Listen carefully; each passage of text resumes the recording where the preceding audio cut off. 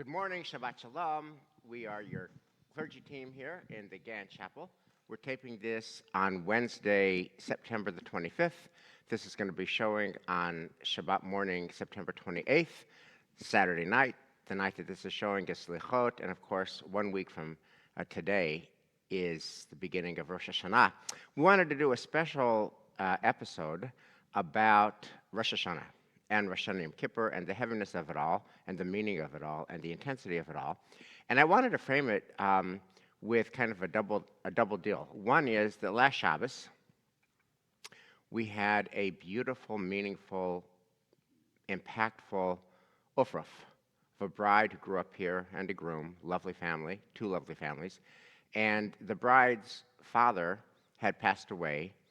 He was a beautiful human. He was a beautiful husband. He was a beautiful father. He was a beloved friend. And he was an uber athlete. He wasn't just fit, and he wasn't just a runner, and he wasn't just a marathon runner. He ran many, many, many, many, many marathons. That was his thing. And yet he passed away at 61 suddenly and inexplicably. And at his daughter's ufruf, there was not a dry eye in the house. And the very next day, Elias and I did the wedding. And this bride, this courageous and beautiful bride, was walked down by her mother and by her two sisters. And then when we began the wedding, she began with an offering of a letter to her departed father, talking about how grateful she was to him that he had raised her and what a beautiful role model he was and how much she missed him, but how much she felt his presence.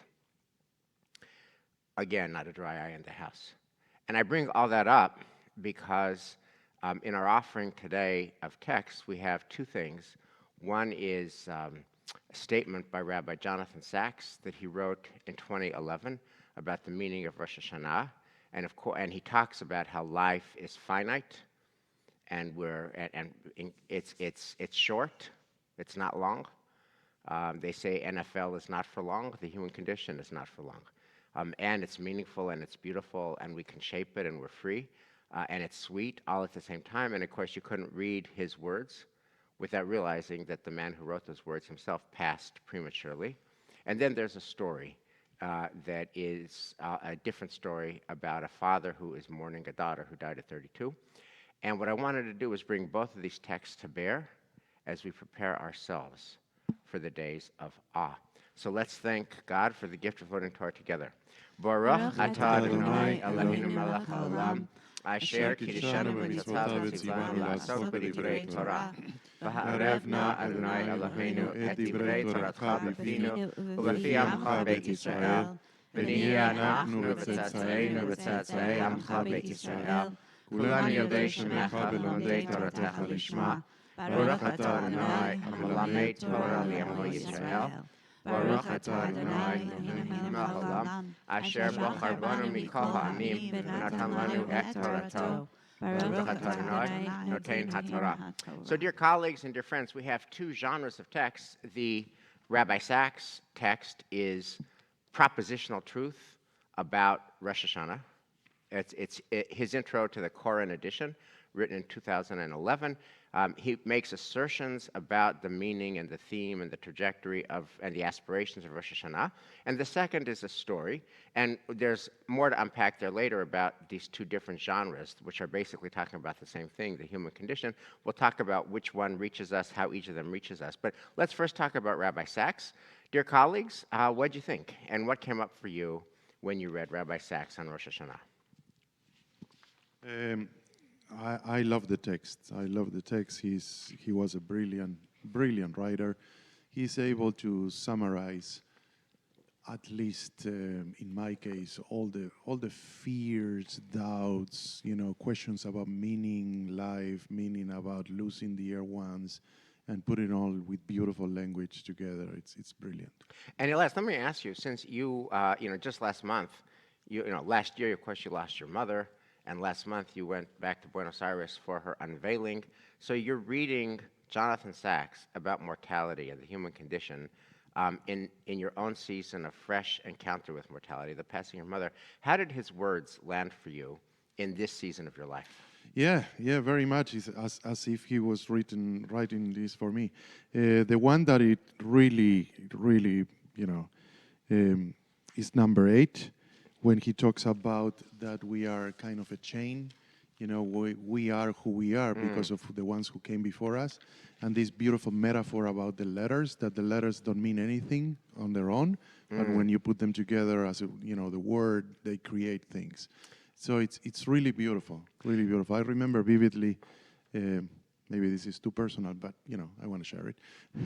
I remember vividly one of the last conversations I had with my mom was that she was kind of like struggling about this idea if her life was meaningful, if her life had any meaning, and if it was worth it. And always I reinforced to her that, my brother and I were born, that we have beautiful families, that she has grandchildren, that we did well in life based on the education we got from her and my dad. So, and I always said, to her, look at the life you had. You had a wonderful life, because she was a little, like feeling very lonely at the end, which is normal for somebody at that age, and your world becomes smaller and smaller. So that was the one that resonated me the most.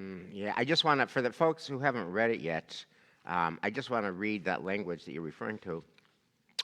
Rabbi Sacks offers 10 principles, and you're alighting upon the 8th. We are what we are because of those who came before us.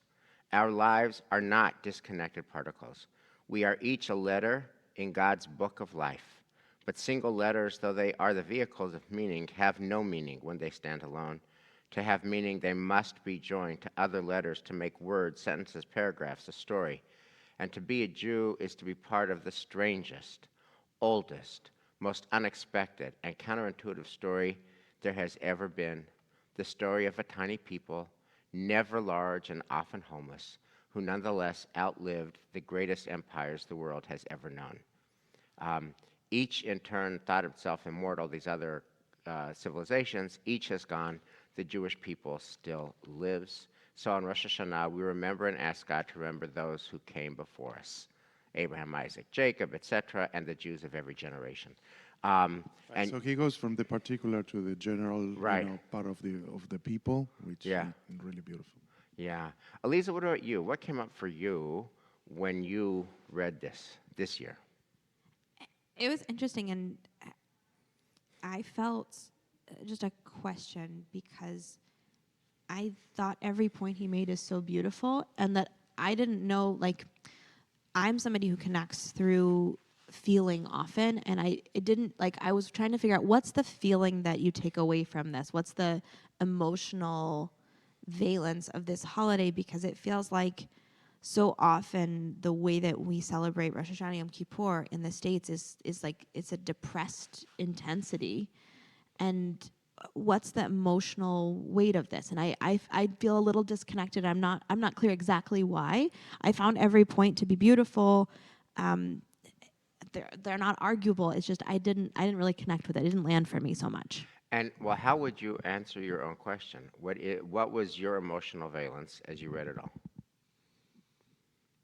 It was sort of intellectual. It sort of didn't get into the emotion. It was very heady, and I didn't feel it. And I was trying to figure out why. I was like going through. I was like, Rabbi Jonathan Sacks is amazing, and he had such heart, and he was such a heartfelt practitioner. So why am I not feeling it? And I don't have an answer. Can I say something? Yes. You're young. Elisa, let me just ask, as long as we're on that subject of disconnected from his propositions, how did you react to the story about the passing of David Frum's daughter, Miranda? Total heart. So tell me about that. Total heart. So there's a... You want to just summarize the story for the people who didn't read it yet?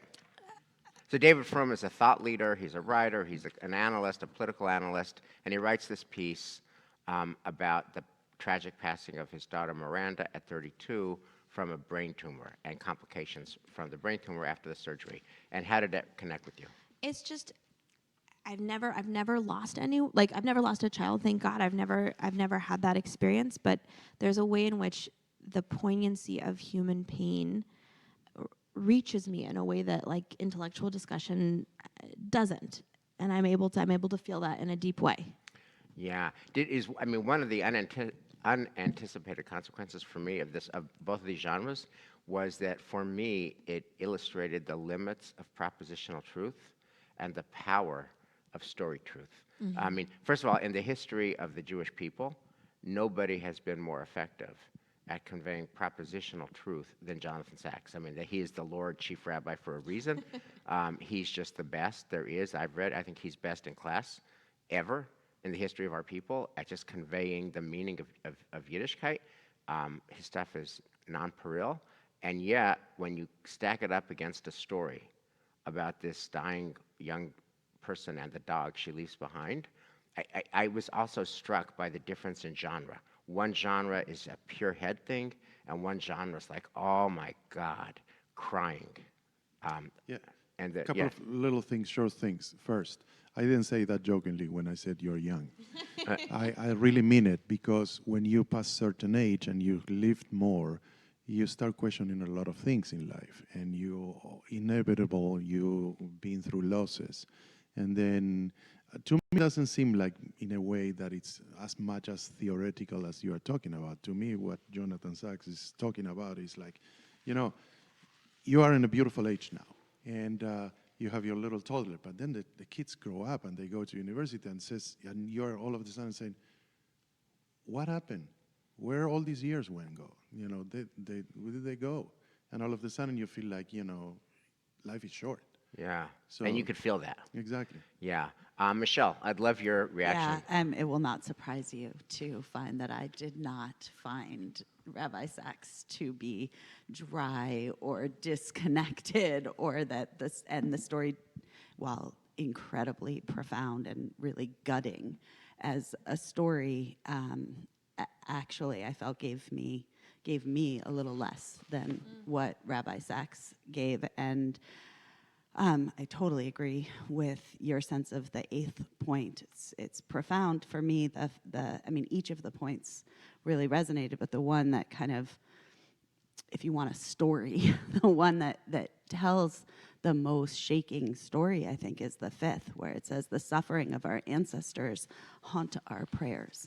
And I feel that right now. He didn't have to give me, a story about exactly how this happened, because I already have that story. I'm living that story right now, that we are living in a period of Jewish history where the suffering of our ancestors is just alive in our own lives.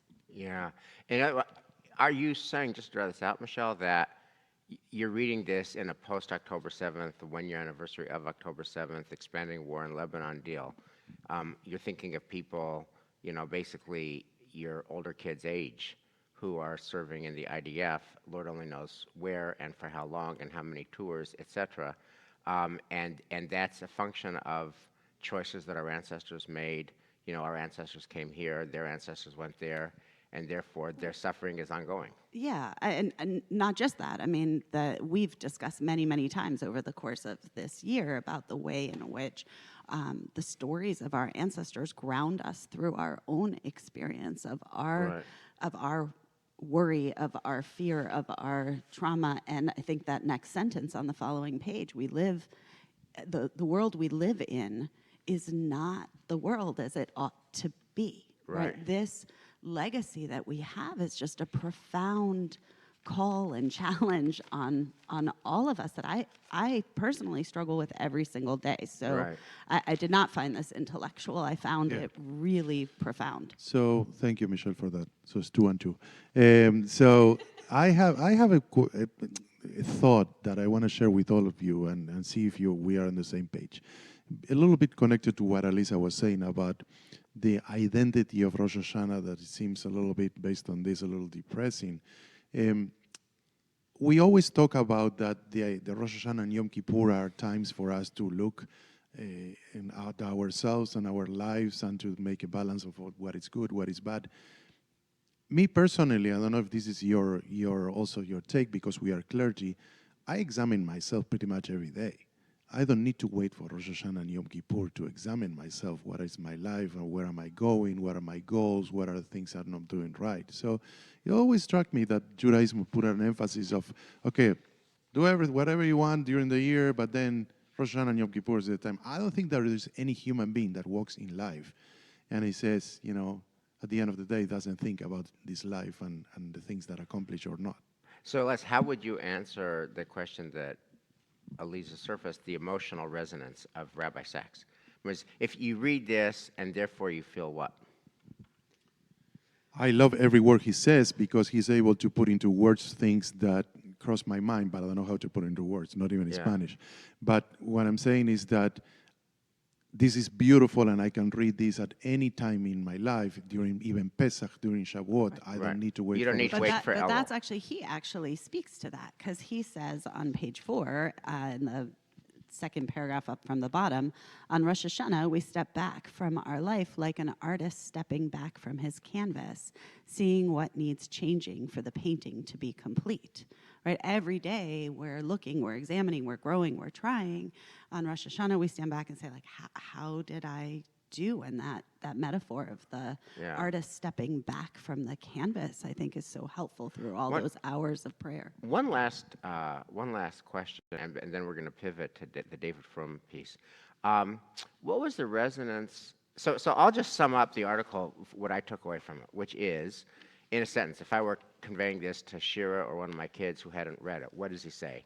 It is that life is short and finite, could be over any minute, and 100 marathons doesn't protect you from that. Jim Fix, who wrote the book of Running, died while on a run. You can't broccoli your way to 120. There's no broccoli, there's no running, there's no nothing. It's just we're vulnerable. And life is infinitely a gift from God, and it is infinitely meaningful, and it is hard, no rose-colored lenses, and it is sweet. It is hard and it is sweet. It is hard and it is sweet, and we are free to shape it. And our job is and the edge of life is, and the anxiety of life is, we don't know how long we have. We know it's hard. We know it's sweet. We can shape it into a masterpiece.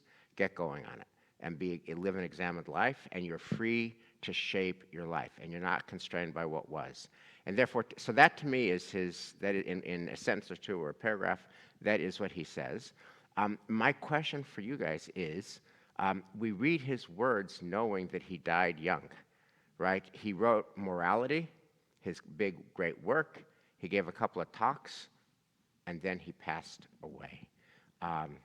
And I guess my question for you is, what is the resonance for you of the fact that he writes what he writes about the urgency and make life a masterpiece, and it's hard, but it's good, and it's sweet, and it's meaningful, and we can shape it. And art imitated life, life imitated art, and then he passed away after his big masterpiece. What does the biography do anything to the content of his words from your point of view? I mean, not necessarily. The fact that he wrote the words and he was beautiful and able to put all that into words and realizing what is the meaning of life doesn't guarantee that he would live long. And so it's actually great that he was able to write this. And I mean, he realized with all the things that life is short and you have to make the most of it. And he was able to make it. Look, we are reading his words. Yeah. By the way, as soon as I finished reading it, I sent it to Mikey in New York because I said, Mikey, you have to read this. So really beautiful. What was Mikey's reaction? He didn't answer yet. Okay. Because I also think that's just an interesting thing, like hearing you talk about your daily reflection. I think there's accuracy in that my life phase dictates a sort of different reality, that I don't have a lot of bandwidth for reflection. Like I'm existing sort of moment to moment, just desperate to like make everything fit. And so for me, it sort of changes. It changes the game as I'm heading into Rosh Hashanah. I actually really am craving that time to reflect. But it's also just like this, and maybe that's why this doesn't hit for me, because like I want to know, like, how do I find meaning in the craziness between daycare drop off and getting here? And I want to know, like, how do I find meaning as I'm scrambling to get the laundry folded before we're racing to, like, all those moments, and that doesn't speak to my life moment, and it also doesn't give me like what's the emotional transformation that will enable me to find holiness in the short, beautiful, meaningful life that I have. And I also like, this is something I never have understood about Rabbi Lord Jonathan Sacks. I could always see the meaning that he experienced and the feeling that he had, and I didn't feel it. I didn't connect with it, and I don't. Okay. Let's talk in Well, 20 years when yeah. you reread this. Let me pivot to the story of David Frum and Miranda. Just at a high level, what was your reactions to that story? And then I'll go a little bit deeper because I think there's a natural connection between that and this Rabbi Sacks stuff. What was your connection, Michelle? And what was your reaction to it? Can I, can I No. I anticipate want to Michelle? ask that because I saw you yesterday when you were done. So if you could just talk. Yeah, it's a wrenching story. It's a gutting story. It of course very beautiful, the way that he especially through Ringo and telling the story. It's so beautifully written. It's so poignant, and it's also just gutting. Yeah. Can I ask a question, because you mentioned that? Here a father is talking about the death of his feisty, strong, beautiful daughter at 32. And and she taught him what is true for any parent, which is to be a parent is to have somebody on the planet Earth that you love more than you love yourself, and what you learn from loving somebody else more than you love your own self. And it's so poignant and wrenching and gutting and all those words. And yet, there's a lot of energy in the story about the dog Ringo. Ringo. What's the function of Ringo in this story about a father losing his daughter? Yeah, so that I agree with Michelle. As much as Rabbi Sacks' article spoke to me, this one didn't do anything for me. It's a very painful story, but I didn't get anything that I could learn from this. It's like, what is the point he's trying to make? Is he talking about how loyal dogs are? I mean, what is the point? I mean, why? I mean, unfortunately, there are many people who lose kids, every day. Right. So I'm sorry, but I didn't see any connection with anything. You didn't? Okay, well, I'll tackle that in a minute. But Elisa, I'd love your read. I was gonna say Ringo isn't in this story. It feels like Ringo is not a dog. Ringo is the being that Miranda showered her love, that nourished Miranda, that they had this reciprocal love relationship, and that dog becomes the vessel that they're able to pour in their love after she passes, that they're able to continue generating love, giving love, being present beyond her lifetime. And so to me it felt like that's all of our mission, is to find a Ringo. Yeah, he's the promise that life goes on, and that there is some form of meaning. And so that as a vehicle, it's a brilliant vehicle as an author to bring this out. And there's a very funny take.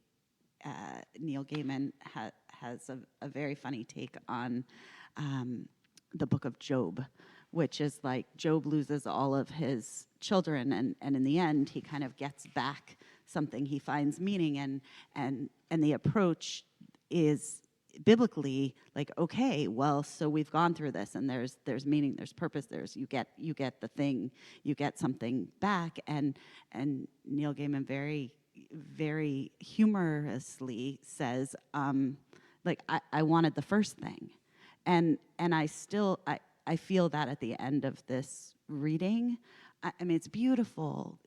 It's wonderful that the dog is able to give them that sense of meaning and purpose, and that their daughter's life goes on, and we all need that. And I guess I'm just still stuck in the grieving for his daughter. Yeah, so since I was the one who came up with putting these two texts together, let me share why. I did because I felt like this story is Rosh Hashanah and Yom Kippur. I felt like this story is the Mahzor. I mean, I felt like this story is Unatana Tokef. You know, when you sing Unatana Tokef, Elias, when you do it, there's so much intensity and the fragility and the aspiration and the love, and we're here today and gone tomorrow, and all the brokenness, and oh my God, how much we love and how little we can control. All that is in your Unatana Tokef, and that's in this story. Here are parents who just love, love, love their daughter. Here is a brother and a sister who love, love, love their sister, and just we're fragile. And all the, Rabbi Sacks, in his in the first principle, man is founded in dust and ends in dust. He lays down his soul to bring home bread. He is like a broken shard, like grass dried up, like a faded flower, like a fleeting shadow, like a passing cloud, like a breath of wind, like whirling dust, like a dream that slips away. And that's so hard, and that's so brutal, and that's so scary, and that's so terrifying. Who could ever think about it? Who wants to deal with that? You just want to like fold the laundry and get to your next appointment at whatever age you are. Who can deal with this? But the holidays are the few days a year when we deal with this. And this story, to me, is all about this reality. So I wanted to wrap up with a couple of questions. One of the points that Rabbi Sacks makes in his introduction to the Koren Siddur is that the liturgy of Rosh Hashanah which is very tough for modern people, very tough for people who live in a democracy, especially. It's about the coronation of a king. God is king, God is king. And since most people don't do God, and most American Jews don't do God in our world, and most American Jews in our world don't do kings. We don't like God, we don't like kings, we don't get God as king. It's a lot of whoosh. But Rabbi Sacks insists that the actual pshat, the simple meaning of our prayers, is this is a giant coronation ceremony for God as king. So here's my question. If the Miranda story is true, and it is, that these things happen, and if what Rabbi Sacks writes is true, what does that do to how you approach God on this Rosh Hashanah?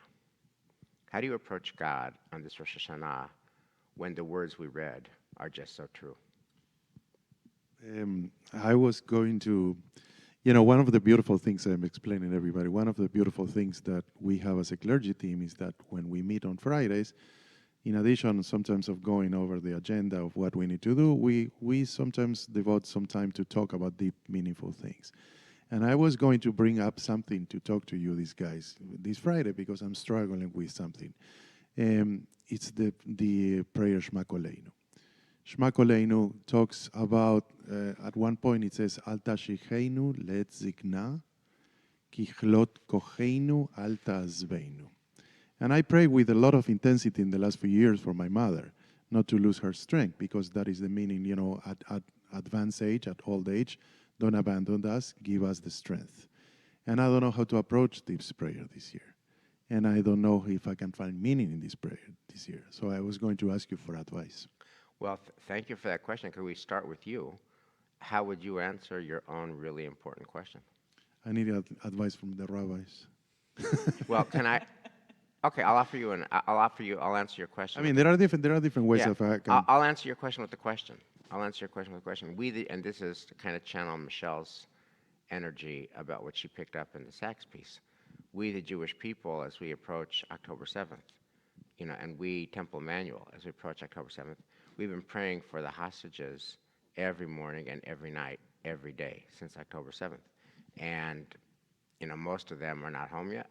And the 6 of them were shot to death after 330 days. So I guess I would answer your question with the question, when yesterday you led Minyan, and you led the prayer for the hostages again, Achenu kol beit Yisrael, hanatunim b'tzora uvashivya, ben bayam uven bayabasha, and yet you know that they're still not home, and yet you know that the 6 were murdered after 330 days in the tunnels. How do you approach the prayer for the hostages? Well, honestly, I don't know if our prayers have any effect on the outcome. But not saying the prayer is like giving up on us, giving up on them, giving up on the future of the Jewish people. So I do it. Michelle and Elisa, how do you, either with ebbing strength of our loved ones when they get older, or with the hostages, how do you think about prayers that come from the deepest place of our souls, where those prayers very often don't seem like they're answered positively? How do you process that? I mean, for me, that's what was so helpful about the Jonathan Sacks article that you gave us, two pieces that he brings out in the end. One is about the blast of the shofar, and he talks about how we make that with our breath, just to show. He says, all of life is mere breath, right? We just have what we have in that moment, in that place. It's ephemeral in that way. That's just, it's so, so true. And then he says, for we defeat death not by living forever, but by living by values that live forever. And so for me, the Al Tashlichenu is, I prayed for my mom, you prayed for your mom. And now you have to take that prayer, her legacy, her values, the passion that you felt when you were praying it, and now try to see either yourself or someone else who needs that prayer right now. Well, can we just go slow there? I think that is what folks, the whole class was worth this double click. For we defeat death not by living forever, but by living by values that live forever. That's worth the whole class. How does that respond to your neshama, Elias?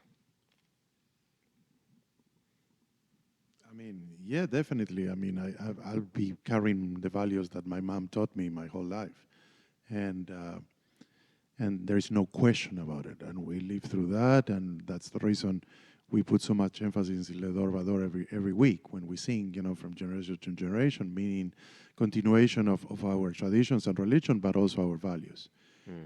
So definitely, if I take that in a metaphoric way, it works really well. Elisa, did you want to answer Elias's question about Atash Lechenu or not? I've got something as well that I'd add. So I'm in a complicated place in prayer right now, because I think when I go into my emotional center of what I'm feeling, at the surface is just like a numbness for all of the pain that we've been through this year and just the pain of our people. And under that, I feel a level of anger and betrayal towards God. And then under that, I can access, I feel like, the words of our ancestors and the words of our people. And that sort of like, it feels like an important journey to go on, but hard to hold. And that's where I'm coming at it.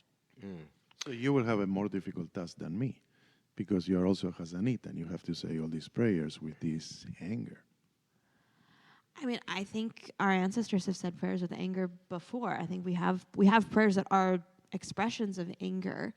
I think the hard part is being emotionally honest in prayer, and that's something that I'm trying to navigate through. Like, where am I? Like, where is the emotional journey this year? It's a different journey than I've been on before.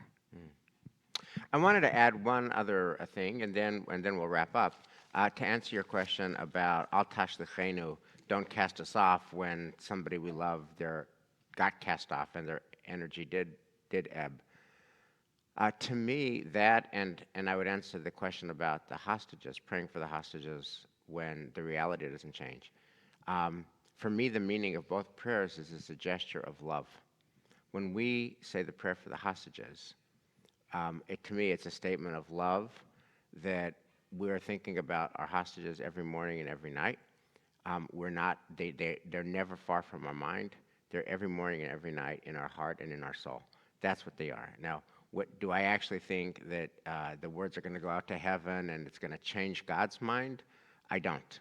But I do know that it keeps my mind focused on what matters, the hostages, and I do know that it keeps our mind focused on what matters, the hostages. And it's particularly important in America and in Newton, because when you're in Israel, as I was over the summer, the hostages are everywhere. I mean, you walk into the airport and it's walls of hostage photos. And in every town I was in every town square, in every public space, hostages, hostages, hostages, everywhere. Hostages all the time. In Newton, there's a few families, in our community and the community where there's still hostages photos, but they're not here. They're not omnipresent. So to me, it's a statement of love. And also, when we pray for our beloved elders, that their strength should not fail, it's a statement, to me, of love. And that's why the prayers are so helpful. It's a way to give expression to love in a sacred space. I want to wrap up just by asking you about if all these words are true, the truth words of Rabbi Sacks and this story of David Frum, what does it mean about how you approach Rosh Hashanah as a person and as a clergy in this season?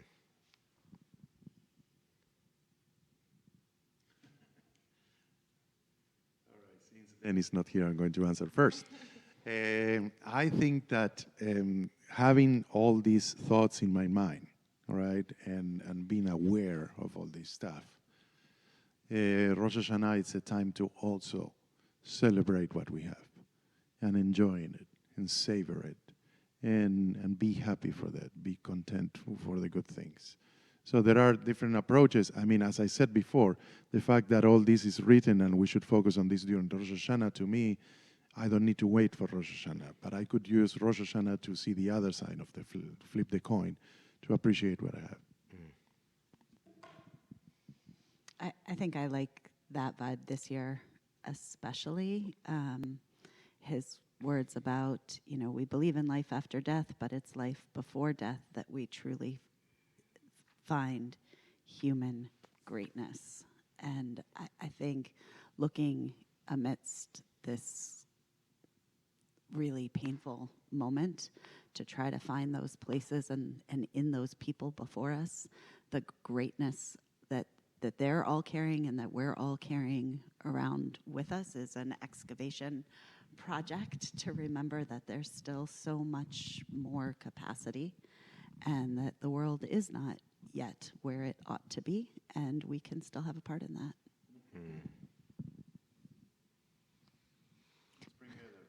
Bring it. I'm thinking about the sweetness and trying to get back to the sweetness and trying to, I think, taking these messages but focusing on what will elevate joy and light.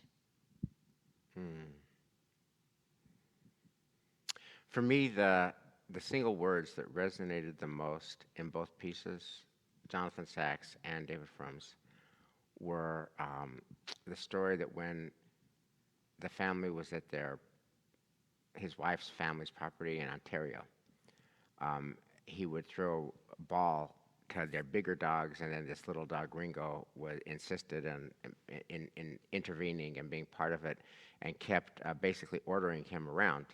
And his daughter said, "This is a Hollywood dog. He has assistants. You are assistant number 2." And he became known as assistant number 2 because his wife was assistant number 1. And he writes at the very end,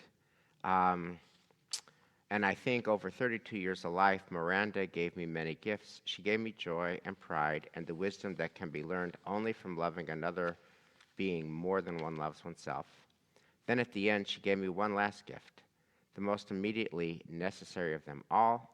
She left me the means to expiate all those sins of omission and commission that crowd my mind at 3 a.m. She left me Ringo. For better or worse, I will be assistant number 2 to the very end of his days or mine. And I just think about how important it is for all of us to be assistant number 2, and that the meaning of our life is how many jobs do we have where we are assistant number 2. And I want to make sure that I leave Rosh Hashanah and Yom Kippur really fortified and renewed and inspired to be a good assistant number 2. Shabbat Shalom, and we will see you in Shul.